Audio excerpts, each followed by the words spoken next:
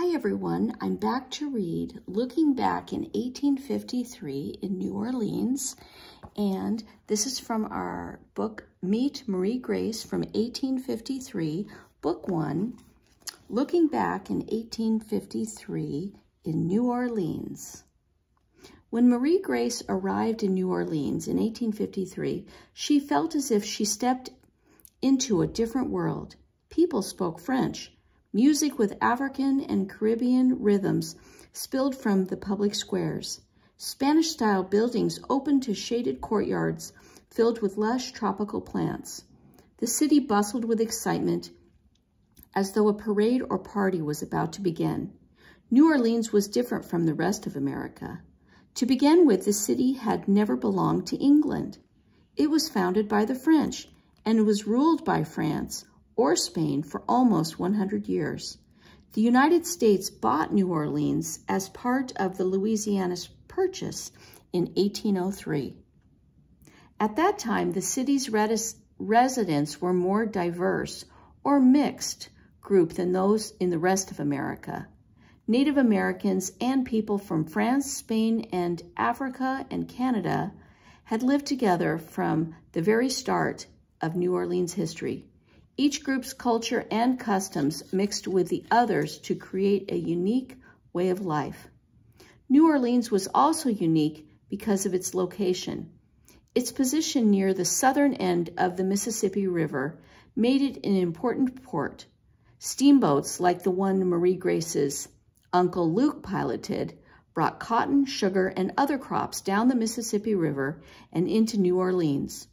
The crops were then loaded onto ships and sent to the eastern United States, Europe, and Caribbean.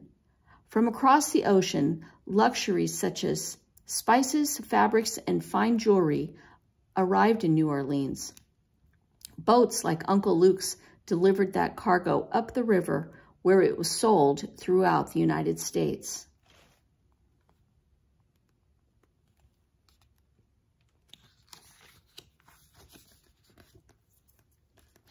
By the 1830s, New Orleans was second only to New York City as the most important center for trade in America. With so much business in the city, more and more people from other parts of the United States moved to New Orleans. Immigrants from Ireland, Germany, and other parts of Europe arrived as well. Newcomers, especially the Americans, were surprised at some New Orleans customs. Most people from the North, for example, believed Sunday was supposed to be a day of rest. After going to church, they did not travel or attend social events. People from New Orleans, on the other hand, enjoyed a European tradition called Continental Sunday. They went to church in the morning, then they shopped at outdoor markets, attended parties, went to the theater, and even gambled. These were perfectly acceptable Sunday pastimes in New Orleans. But in the rest of America, they were considered shocking. One visitor from New England commented that people from New Orleans keep Sunday as we in Boston keep the 4th of July. Another thing newcomers found surprising was the large community of free people of color in New Orleans. In 1853, nearly a quarter of the city's population was of African heritage. Some were slaves, but thousands were free people of color, or gens de couleur libres in French. Like Cecile's family, many free people of color were well-educated and well-to-do.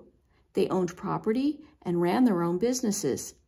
In New Orleans, more than in any other large cities in America, people of different races and colors lived in the same neighborhoods.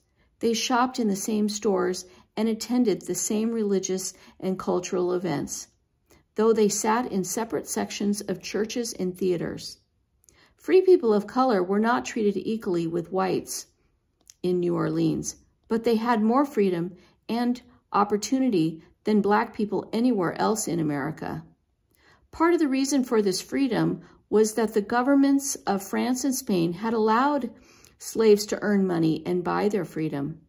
Free people of color also came to New Orleans from the French colony of Saint Dominique, now the nation of Haiti. As these groups mixed and had families, they maintained ties to their African heritage, as well as their European heritage. They were proud of their unique identity and built strong communities.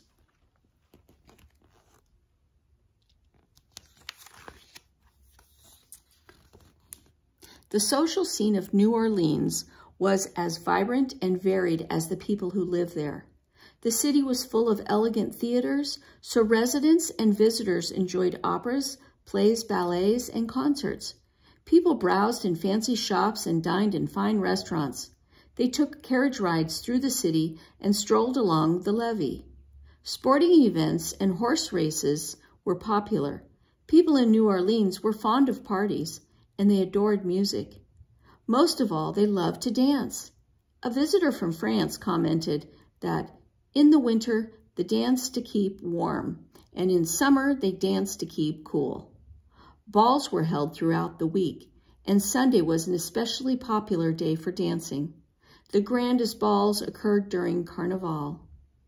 The French brought the custom of celebrating Carnival to New Orleans in the early 1700s. Carnival began the 12th night, 12 days after Christmas, and ended on Mardi Gras, the Tuesday before Ash Wednesday. In French, Mardi Gras means Fat Tuesday. It's the day of feasting, merriment, and lots of dancing. Today, parades mark the end of Carnival in New Orleans. When Marie Grace's story takes place, balls were the highlight of Mardi Gras season. They were different balls for children and for adults. The children's balls took place early in the evening in the same ballrooms that later hosted balls for the adults. Some grown-ups were so eager to dance that they joined the children. When it got too crowded, the adults had to be told to wait their turn. There were also separate balls for white people and for people of color, though they were often held in the same buildings. For all ages and colors, the magical part of Mardi Gras was dressing up and dancing.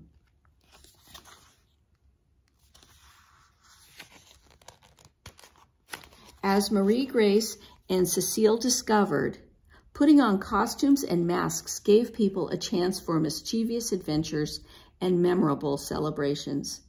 Many of the things that made New Orleans different from the rest of America in the 1850s are still part of the city's charm and character today. The mix of cultures that shaped its history can be seen in the architecture, music, food, and people that make New Orleans the unique and vibrant city it is. Okay, and that is the end of, there are some French words there at the end, but that is the end of Meet Marie Grace in 1853. Hope you liked it. I love the story, Meeting Marie Grace.